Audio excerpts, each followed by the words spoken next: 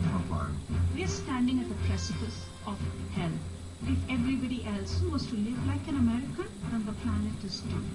In the midst of a campaign dominated by economic anxiety, the facts of global warming demand our urgent attention. Frontline investigates what will be the most important issue facing our world.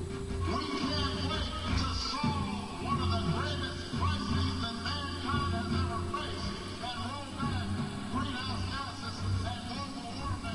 Tonight, correspondent Martin Smith travels the planet to uncover the scale of the problem and the scale of any solution. By the year 2050, we need to reduce greenhouse gas emissions between 60 and 80%.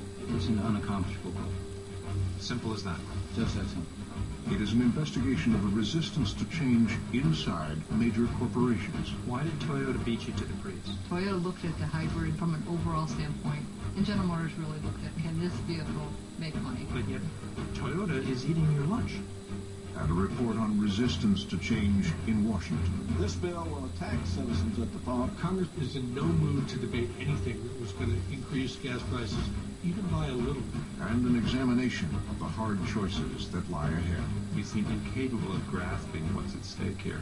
Perhaps it's because so much is at stake. If we don't do something about reducing CO2 emissions, we're going to cook the planet.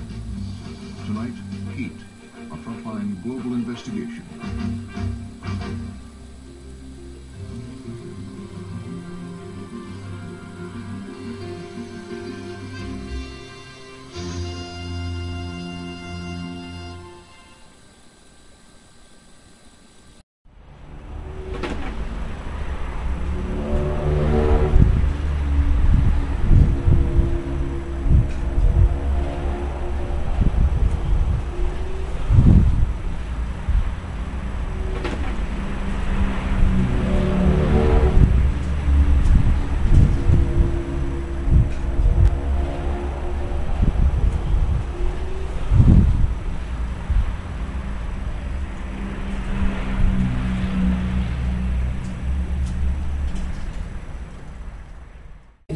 Once we accept that we may be a species with amnesia, that we may have forgotten glorious and dramatic aspects of our past, then we have to consider the possibility that there might even have been a spacefaring civilization on this planet. Did it come from this planet from elsewhere?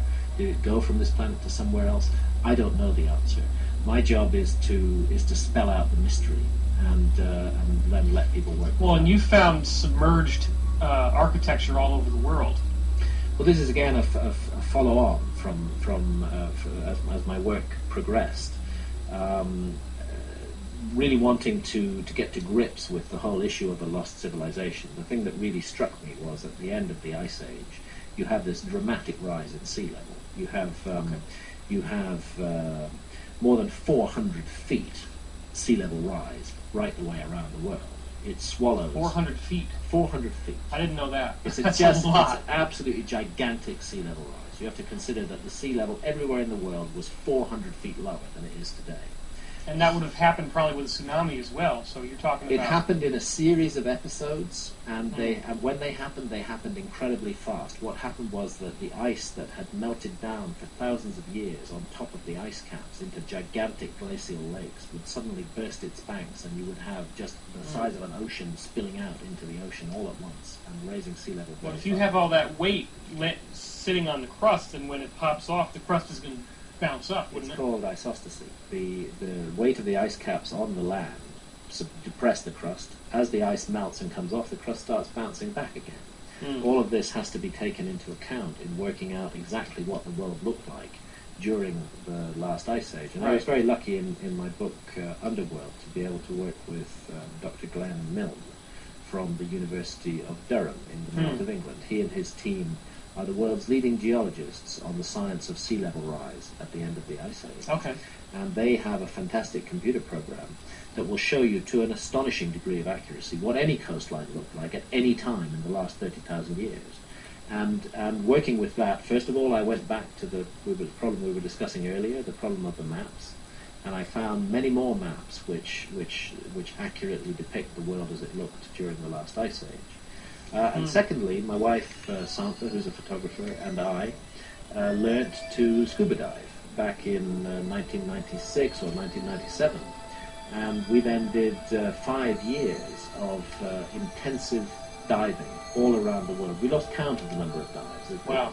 In the mysterious underwater monuments of Japan, the area called Yonaguni alone, we know that we put in more than 200 dives on that site, and probably we're looking at 1,000+ dives all the way around the world. Well, and I've seen some of the photographs of Yonaguni. I mean, it must be incredible to be down there, because those stones are definitely not They're definitely a natural not formation. a natural formation. I have Very no well doubt sculpted, about that. right angles, sharp edges. Exactly. And isn't there like a tribal face carved into one of the stones? There's a place called they call it the face, and they also call it the stone stage, because there's a flat stage-like area in front of it, and then a huge rock-hewn face above that, human face looking exactly due south. It's the combination of about 5 different major monuments within the space of approximately 500 yards off the south coast of Yonaguni that absolutely convinces me that we are dealing with man-made structures hewn out of solid rock. Right, so these are massive stones. They're massive stones. They're megalithic structures. And the problem is that many people who criticize them either can't dive very well themselves or have never dived there. You have to be a skilled, competent diver. How far down is it? You're looking at 110 feet at the bottom of the monument, so you're 110 feet below the surface of the sea. So you're saying that couldn't have been above sea level anytime recently? The last time that was above sea level was more than 12,000 years ago. And this, again, puts us back into a period when Orthodox history says there was no such thing as a civilization anywhere